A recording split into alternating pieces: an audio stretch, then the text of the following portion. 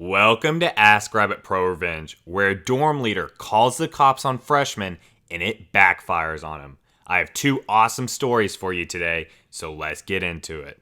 This first post is titled, "Got my freshman dorm leader fired a year after he called the cops on me." I've never really posted anything before, but I have a funny revenge karma story that my friends have always enjoyed. I first got to college my freshman year and met the dorm leader. It's an RA at most schools. Like most colleges, the dorm leader was the upperclassman that lived in the dorms and monitored the freshman halls.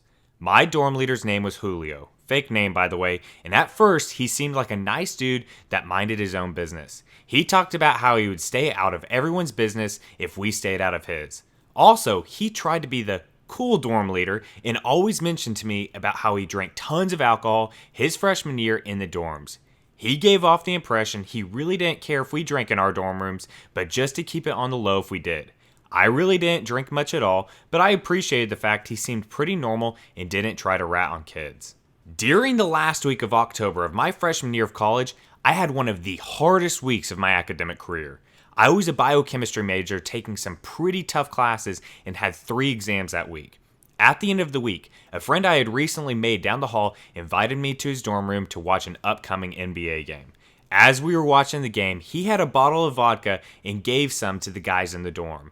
Being a naive and stupid freshman kid just trying to make some friends, I took 1 shot of vodka and continued to watch the game. As we're watching the game, one of the guys in the dorm spills a bottle of soda and rushes to the bathroom to grab some paper towels. As he walks out of the dorm room, Julio walked by and noticed the bottle of vodka. He laughed and said something of the sorts of, "I remember when I was a freshman, haha, just try to keep it down." We thanked him and told him to have a good night. It seemed like a normal conversation and nothing out of the ordinary. 30 minutes later, we hear a knock on the door and 2 policemen showed up with breathalyzers. They told us they had received a complaint from Julio about underage drinking and a party being thrown in the dorm room. Remember, it was 3 guys watching a Lakers game on a Thursday night at 8 p.m. I ended up getting a minor in consumption charge for blowing a .02, had to do 20 hours of community service, a reflection journal, and appear to the Judicial Affairs Center at my college about my supposed drinking problem. I'm not blaming the officer for giving me a ticket, but I was pretty upset that Julio, who always talked about getting blitzed freshman year in the dorm, called the police right after he essentially gave us the okay for the night. A few weeks later, I see Julio and straight up asked him why he decided to rat me out. Specifically, I asked why he didn't just tell me to head back to the dorm if he had a problem with the alcohol instead of calling the police right after our conversation. He responds word for word with, "You made a decision and you have to suffer the consequences of that decision." After the incident, I never really talked to him, but he always tried to be buddy-buddy with me when he saw me in the hallway. Anyway, I eventually leave the dorms and move off campus for my sophomore year. I had decided to rush a fraternity my freshman year and ended up meeting some really nice guys.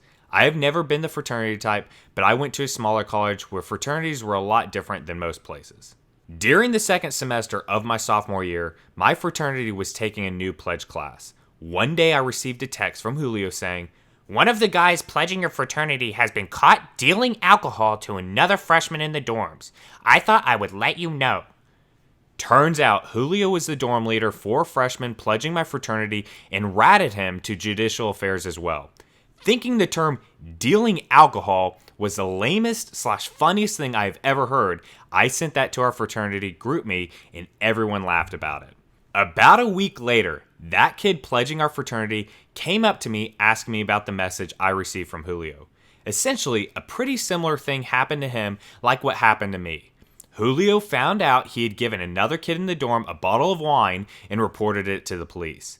This kid ended up getting a minor in possession and had to speak with Judicial Affairs. This is where the story gets hilarious. In his meeting with Judicial Affairs, the kid pledging our fraternity told the Judicial Affairs guy that his dorm leader, Julio was now a senior at this point, had texted me about the charges pending against him. Apparently, it's a huge violation to discuss pending charges against a freshman in your dorm to a third party. The Judicial Affairs guy told him that if he could prove Julio was discussing this charge with a third party, aka me, he would receive severe sanctions. Basically, if I sent that text to the judicial affairs people, Julio would be in a crap ton of trouble, so I sent the text that night to the judicial affairs people. After that, I didn't hear anything about what happened to Julio and had honestly forgotten about it. However, nearing the end of the school year in my sophomore year, I saw Julio at the dining hall and came up to speak to me. He tells me a story about how he knows I was the one that ratted him to judicial affairs, how he ended up getting fired from his dorm leader position, lost the scholarship money his dorm leader job provided him, and overall how crappy his life has been since he got fired. After going through his entire sob story, he asked me, "Why did you do that? This could have been handled completely differently. I didn't have to get fired and could have kept my scholarship money." I look at him dead in the eye for what seemed like 30 seconds and say, "Julio, you made a decision and had to suffer the consequences of that decision." All right, I hope you guys enjoyed that first story. Before we get into the second story, if you guys could please do me a huge favor and smash that like button down below. Make sure to hit subscribe so you never miss any future content. This next post is titled, "Killed a Tow Company with One Simple Phone Call." I killed an entire tow company with one phone call. Several years back, I went to work for a towing company. It's about all I know how to do other than paint cars, which is drastically affecting my health. The pay was pretty decent, but we had to share trucks, and the boss felt that he knew where we needed to sit in order to get the best calls. This is important for later. Several months in, I realized that I was not making the type of money that I should be making.